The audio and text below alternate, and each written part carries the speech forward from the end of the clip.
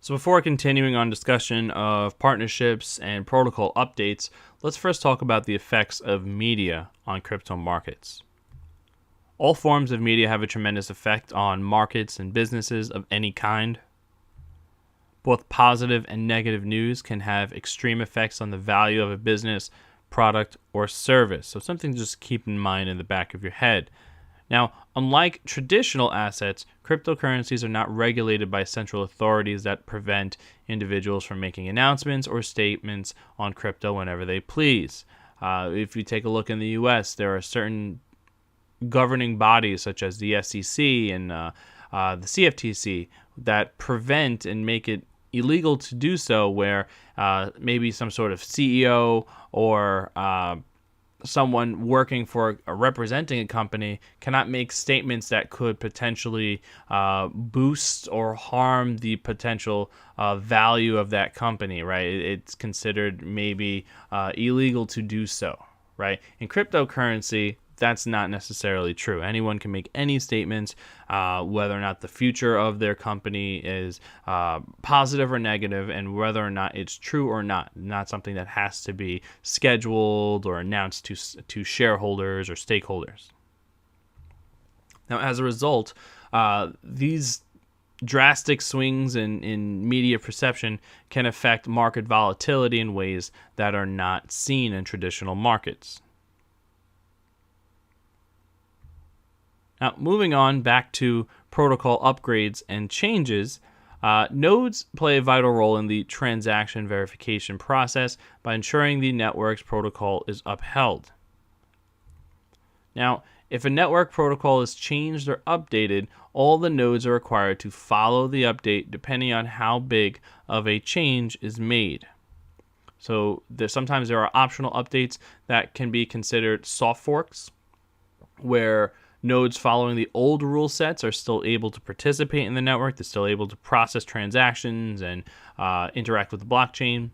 And then sometimes there are mandatory updates, which are considered hard forks, where nodes must abide by the new protocol changes. Otherwise, they're blocked from the blockchain, right? Like it's considered incompatible at that point. They have to update. They have to consider the new rule set.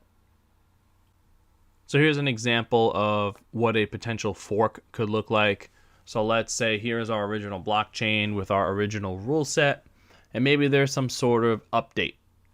And we have our upgraded node blocks, which would follow the new protocol rule set on one side, and then maybe there's some sort of split where these non-upgraded node blocks follow the old protocol rule set. And sometimes we see in soft forks where they're still compatible with one another, even though they're following old rule sets or new rule sets. But then there's sometimes we see in hard forks where it ends up being a complete split, and we end up resulting in a brand new chain.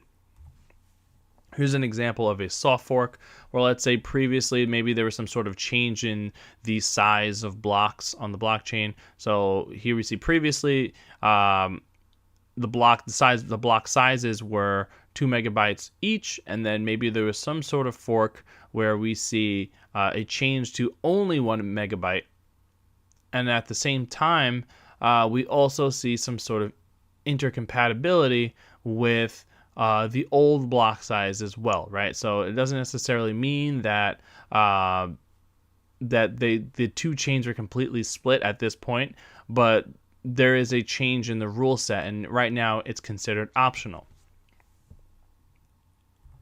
Now, when we talk about hard forks, this is when we start to see the creation of new coins or real splits. What we're seeing right now is the map of Bitcoin forks throughout history. I'm sure that there may or may not be more future forks in Bitcoin's future. It's only been around for about 12 years or so. But here we see Bitcoin, the original chain, starting off here. Now, there were some typical blockchain forks that would happen, but they didn't really lead to anything. And we see the first soft fork. We see the first soft fork, which was disputed. There was a disagreement here. And this is where we start to see a shift in Bitcoin development, Bitcoin knots at this point. And then we see Libitcoin as well in its creation. We see taking this path, we see an unintentional Bitcoin blockchain fork that didn't really lead into anything, and then generally continuing development. And we see various updates, BIP, Bitcoin Improvement Proposal 148, and some other updates. Here's where we start to see a noticeable fork in this brown color. Now, Bitcoin ABC forks away from Bitcoin to establish a new coin, Bitcoin Cash. And this is over a disagreement over a protocol update, right? Bitcoin ABC is formed and begins to create Bitcoin Cash. And Bitcoin Cash, as we could see, is over here.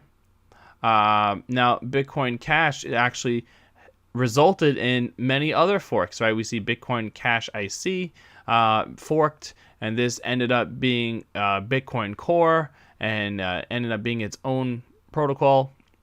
And we also see a fork from Bitcoin Cash also being in the form of Bitcoin SV, where once again we see a disagreement with the direction of the project and disagreement with the protocol rule set that was implemented. So now this is where we start to see these creation of all these different variations of Bitcoin. You know, the true Bitcoin is Bitcoin, $BTC, but there are some who would disagree with that, and on basis of a fundamental level. Maybe this is agreement on block sizes or certain properties that were considered true in the new Bitcoin, or in the original chain that they say is not true to Satoshi Nakamoto's ideal. And this is where we start to see these shifts. And we see other forks as well. This is another failure of a fork. SegWit 2x, B2X fails to launch. We see many more forks, Bitcoin Gold, Bitcoin Diamond, dozens of other fork coins. The main idea is that these blockchains can see forks, and not all the time are they going to be successful, as we can see here. There's a lot of forks of Bitcoin that really didn't make it out, with the exception of a handful of coins.